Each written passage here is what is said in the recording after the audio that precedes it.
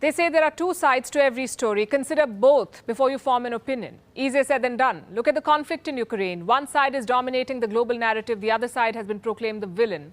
I'm talking about NATO and Russia. But what led the world to the point of this invasion?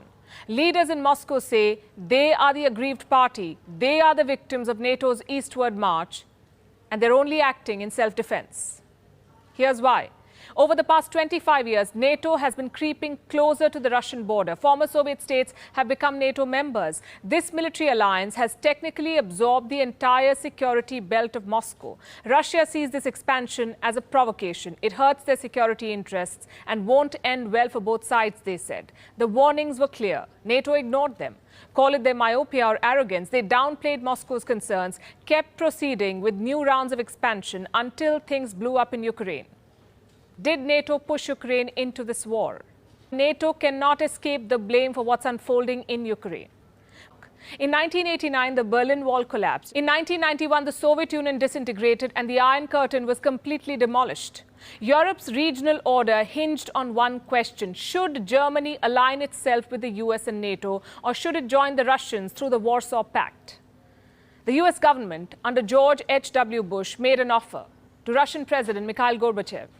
It suggested if Germany became a NATO member, NATO would stop expanding, not 1 inch eastwards. No new members.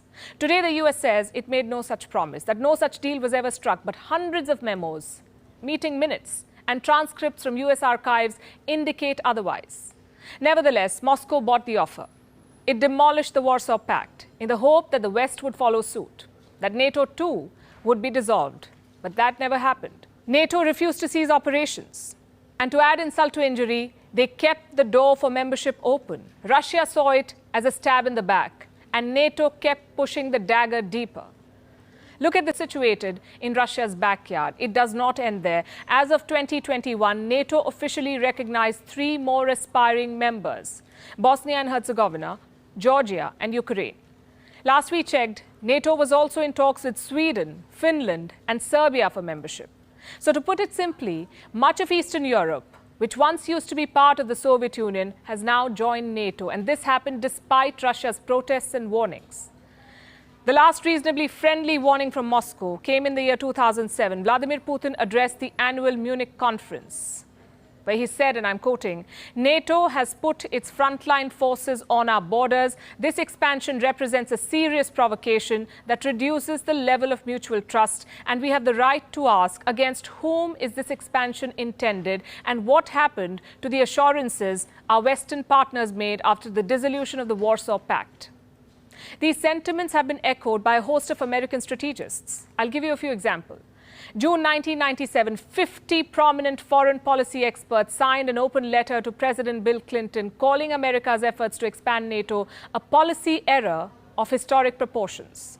Then we have George Kennan, the father of America's containment policy during the Cold War. He too called NATO expansion a tragic mistake with no reason whatsoever. The warnings went on for decades. In 2008, William J. Burns, the US ambassador to Moscow, wrote a letter to the State Department where he said that Ukrainian entry into NATO is the brightest of all red lines for the Russian elite.